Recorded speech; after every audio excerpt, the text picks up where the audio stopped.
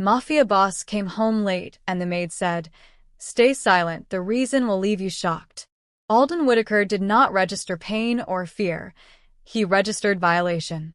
His expensive suit, still smelling of city grit and gunpowder, his cuffs subtly stained with the blood of a recent settlement, should have commanded sanctuary. But the house was dead, too dark, too silent. Before he could flick on the main lights, Arla Montford materialized from the shadows of the Venetian blinds. Her face was a mask of pure, unadulterated terror, yet her eyes held fierce resolve. Before Alden could utter the first word of command, Arla lunged, not in attack, but in a sudden, intimate act of violation.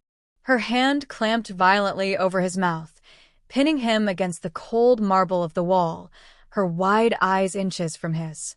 "Alden," she whispered fiercely, the use of his first name shattering their protocol, "stay silent. Don't make a sound. The danger is already here, and they'll hear your shoes." If you're watching this right now, then you know Arla Montford made the most dangerous choice of her life. She risked everything, placed her hand over the Mafia boss's mouth, and defied Alden Whitaker's empire to protect a devastating secret. Before we continue, this is a story about true courage in the face of absolute power. Arla needs your support to push her story out. Comment below and tell me, what is the first thing Alden must do to secure his daughter's future now that his own men know the witness is hidden? Hit that like button if you believe true loyalty and courage can be found in the most unexpected places. And please, subscribe to this channel right now. We need the algorithm to bless your subscriptions and push this shocking truth to millions of screens worldwide. May the spirit of Arla's bravery and the shock of this secret propel this story to every corner of the globe. The pressure of Arla Montford's small hands across his mouth was an insult of the highest order, a physical negation of his absolute authority. Alden's initial, silent surge of rage was so potent it tasted metallic on his tongue. He tried to articulate the fury in his emerald green eyes, channeling the cold, lethal certainty of the man who had left a bloody mess on a boardroom table just hours ago. "Remove your hands," his eyes commanded. "Now." But Arla held firm. She wasn't afraid of him. She was afraid of what he would attract if he made a sound. The desperate tremble in her wrists finally broke through his pride. He knew she was protecting something.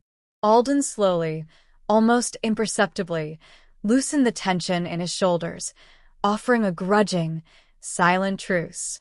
He was forced to observe, accepting the terrible reality that a threat was near. With his silent, grudging surrender registered in her eyes, Arla executed their retreat. Her hand remained clamped over his mouth as she pulled him backward, steering him away from the grand hallway and toward the utilitarian shadows of the service area. Alden was forced to navigate his own home as if he were an intruder, his pride chafing against the humiliation. His eyes confirmed the threat.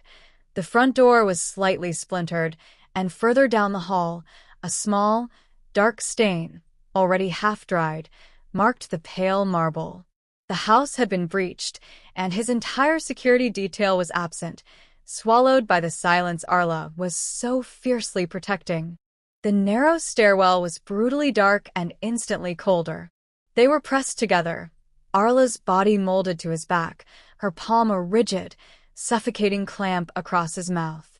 Alden registered a series of faint, systematic sounds echoing down the main service shaft, a measured tap pause.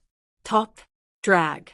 Then, a sharp, momentary burst of noise, a static hiss, the clipped, low tone of professional radio chatter immediately suppressed. This was not a takeover. This was an operation. Alden's mind, shifting from impulse to cold calculation, realized the threat was not rivals but professional searchers, FBI, internal affairs, or elite mercenaries looking for one single critical piece of evidence. Violence would not solve this. Noise was an instant trigger.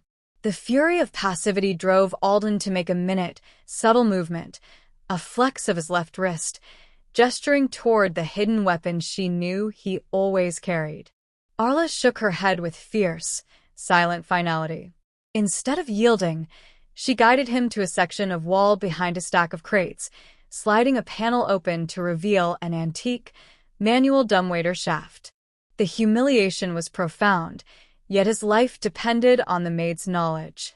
With a desperate strength, Arla pushed him into the cramped, steel cavity, pulling the rope pulley system to move them rapidly, silently, and awkwardly out of the search perimeter, forcing their bodies into an intimate, crushing contact. The ascent ended with a jarring, muffled clang. Trapped and suspended, Alden faced the agony of total inaction. His internal battlefield was raging. Every instinct screamed for him to kick down the panels and announce himself. This confined weight was his personal climax, a confrontation with his deepest flaw, the inability to cede control. He registered the systematic scraping noise of the searchers below, moving into a new pattern. His suit, his wealth, his power meant nothing in this 3-foot-wide steel box. He realized Arla was his sole asset, the keeper of the silence that was now his only weapon. The moment of stillness passed. Arla guided Alden's focus to a temporary, makeshift nest shielded by a velvet curtain inside the library vault, visible through a hidden peephole. Alden saw 2 men in tactical gear systematically dismantling a bookcase. Then, a final, cold exchange echoed up the ventilation system. No contact. "Sir, it appears the witness has been moved. We are confirming the trail now." The second man's voice was low and devoid of emotion. "It doesn't matter. Find the maid. It has to be the girl. She's the only one who saw him." Arla pulled his head to a different angle, and Alden looked through the dusty crack. Curled on a pile of cashmere blankets, clutching a worn-out bear, was a girl with Alden's unmistakable vivid green eyes and his sharp jawline, his estranged, 12-year-old daughter. The shocking truth twisted his gut. Arla was hiding his child, the witness to the blood on his cuff. Then came the second, devastating shock. He recognized the searchers' insignia. They were his own men, sent to retrieve the witness. Arla had mistaken his rescue team for assassins. Alden was trapped. His men were about to capture or harm his daughter, and he had to stop them, all without breaking the silence. The moment demanded a silent, internal command. Alden ripped his gaze from his daughter and executed a series of 3 sharp, barely audible twitches on the dumbwaiter rope, the halt echo signal. In the vault below, the 2 tactical men froze.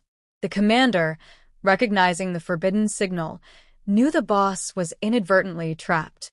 Without a word, he signaled his partner, and they retreated, moving with professional silence toward the far exit, leaving the room, the girl, and the untouched evidence secure.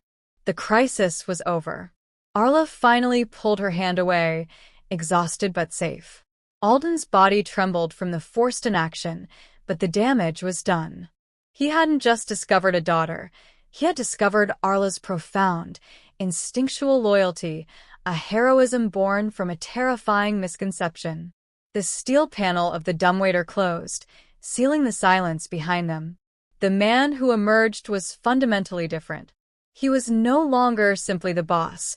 He was the father of a witness, a man who had been utterly reliant on the terrified instinct of his beautiful maid.